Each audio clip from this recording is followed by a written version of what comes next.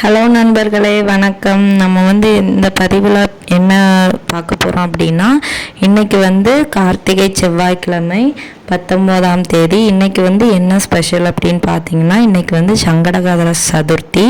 So இன்றைக்கி விநாயகருக்கு உகந்த நாள், அதே மாதிரி முருகப்பெருமானுக்கும் உகந்த நாள் தான். ஸோ இந்த சங்கடகர சதுர்த்தியில் நம்ம ஒரு தீபத்தை நீங்கள் ஏற்றுனீங்கன்னா உங்களுக்கு சகல விதமான கஷ்டங்களும் நீங்கும். உங்களுக்கு எவ்வளோ பெரிய கஷ்டம் இருந்தாலும் இந்த மாதந்தோறும் வரக்கூடிய இந்த சங்கடகர சதுர்த்தியில் நீங்கள் இந்த தீபத்தை தினம் அந்த நாட்களில் ஏற்றுனீங்க அப்படின்னா கண்டிப்பாக உங்கள் சங்கடங்கள் கொஞ்சம் கொஞ்சமாக தீரும். அந்த பேர்லேயே இருக்குது அதோட அர்த்தம் என்ன அப்படின்னு. சங்கடனா உங்கள் சங்கடங்களை, ஹரனா தீர்க்கிறது, சங்கடங்களை தீர்க்கும் விநாயகருக்கு உகந்த நாள் தான் இன்றைக்கி. அதனால் இன்றைக்கி எப்போ நீங்கள் இந்த தீபத்தை ஏற்றலாம் அப்படின்னு பார்த்தீங்கன்னா, சாயங்காலம் 6 மணிலேருந்து இரவு 11 மணி வரைக்கும் ஏற்றலாம். ஸோ நான் இப்போ கொஞ்சம் முன்னாடி தான் இந்த பதிவு பார்த்தேன். அதனால் உங்களுக்கும் தெரியணும்னு சொல்லிட்டு உங்களுக்கும் ஷேர் பண்ணலாம்னு சொல்லிட்டு வந்திருக்கிறேன். ஸோ உங்களுக்கு நீங்கள் இந்த பதிவை பார்த்தீங்க அப்படின்னா இன்றைக்கி ஈவினிங் மறக்காமல் இதை செஞ்சு பாருங்கள். ஸோ இதுக்கு தேவையான பொருட்கள் என்னென்ன அப்படின்னு பார்த்தீங்கன்னா, 2 எருக்க இலை, அப்புறம் எருக்கம் பூவு கொஞ்சம், அப்புறம் மஞ்சள், குங்குமம், கொஞ்சம் கல்லுப்பு, அப்புறம் 2 அகல் விளக்கு, அதுக்கப்புறமா தேவையான எண்ணெய். ஸோ இது இந்த இயற்கை இலையை நீங்கள் இப்போவுமே பறித்து வச்சுருங்க. இந்த பதிவை பார்த்தீங்க அப்படின்னா நைட் டைமில் போய் பறிச்சிங்க அப்படின்னா கண்டிப்பாக சில சமயங்கள் அது தோஷம் கிடைக்கிறதுக்கு வாய்ப்புகள் அதிகம். ஸோ அதனால் பதிவை பார்த்தீங்க, உங்கள் வீட்டு பக்கத்தில் செடி இருக்குது அப்படின்னா உடனே போய் பறிச்சிருங்க. இந்த இயற்கை இலைக்கு உள்ள சக்தி என்ன அப்படின்னு பார்த்தீங்கன்னா, இது சூரியனோட அந்த சூரியனுக்கு உகந்த ஒரு இது. ஸோ இது நம்மளோட இந்த கெட்ட சக்திகளை அழிக்கக்கூடியது. அதே மாதிரி உப்பும் அதே மாதிரி தான். உப்பு நீங்கள் சமையல் அறையிலேருந்து எடுக்கக்கூடாது. சாமிக்குன்னு சொல்லிட்டு தனியாக பூஜை அறையில் கொஞ்சம் உப்பு வாங்கி வச்சுக்கோங்க. அதை யூஸ் பண்ணிக்கோங்க உப்பு தீபம் போடுறதுக்காக. அப்புறமா இந்த இயற்கை இலையோட நன்மைகள் என்ன அப்படின்னு பார்த்தீங்கன்னா, இது ஒரு நல்ல சக்தி, ஒரு தெய்வீக சக்தி இருக்கிற இடத்துல தான் இந்த இயற்கை வளரும். அதே மாதிரி இந்த இயற்கை விநாயகருக்கு ரொம்பவும் உகந்தது. அப்புறம் சிவபெருமானுக்கும் ரொம்பவும் பிடித்தமான ஒரு பூ. நம்ம நிறைய கேள்விப்பட்டிருப்போம், எருக்கம் செடி, எருக்கம் பூவில் பிள்ளையாருக்கு எல்லாமே பண்ணுவாங்கன்னு. எருக்கம் பூ மாலை கட்டி போடுவாங்க. ஸோ இந்த மாதிரி எருக்களை ரொம்பவும் ஸ்பெஷல் விநாயகருக்கும் சிவபெருமானுக்கும். அதனால் நீங்கள் இதை யூஸ் பண்ணிக்கோங்க. 2 எருக்களை எடுத்துக்கோங்க. 2 ஒரே சைஸில் கண்டிப்பாக நம்மளுக்கு கிடைக்காது. கிடைச்சிது அப்படின்னா ரொம்பவும் அதிர்ஷ்டம்தான். ஸோ 2 இலை எடுத்துக்கோங்க. எடுத்துகிட்டு அதை நல்லா கழுவி காய வச்சுருங்க. காய வச்சதுக்கப்புறமா அந்த காய்ந்த இலையை எடுத்து நல்லா நீட்டாக இருக்கான்னு பார்த்துக்கோங்க. அதில் பின்னாடி பூச்சிகள் எதுவும் இருக்கும். ஸோ அதனால தான் கழுவ சொல்கிறோம்.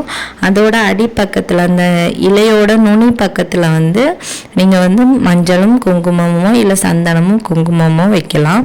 வச்சுட்டு அந்த இலைக்கு மேலே கொஞ்சமாக கல்லுப்பு பரப்பி வைங்க. அகல் விளக்கு மேலே வைக்கிறதுக்கு அளவுக்கு கல்லுப்பு பரப்பி வச்சுக்கோங்க. அப்படி வச்சுட்டு அதுக்கு மேலே அகல் விளக்கு வச்சுக்கோங்க.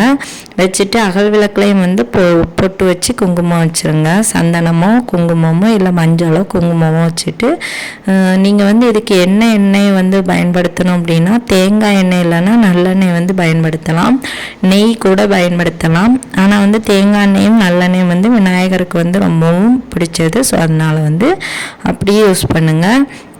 அதுக்கப்புறமா சும்மா சாதாரணமாக வெள்ளை நிற பஞ்சுத்திரி போட்டு நீங்கள் தீபம் ஏற்றுங்க. தீபம் ஏற்றுறதுக்கு டைம் நான் சொல்லியிருந்தேன் 6லேருந்து 11 மணி வரை. இது எதுக்காக இந்த தீபம் ஏற்ற சொன்னேன் அப்படின்னா, உங்களுக்கு என்ன மாதிரியான கஷ்டங்கள் இருக்குதோ அதையும் சொல்லி நீங்கள் இந்த தீபத்தை ஏற்றுங்க. அப்புறம் கொஞ்சம் உதிரி பூவும் எடுத்து வச்சுக்கோங்க. அப்புறமா விநாயகருக்குரிய ஒரு நாமமும் நான் சொல்கிறேன். அதை நீங்கள் உங்களுக்கு எவ்வளோ முறை சொல்ல முடியுமோ அவ்வளோ முறை சொல்லிக்கோங்க.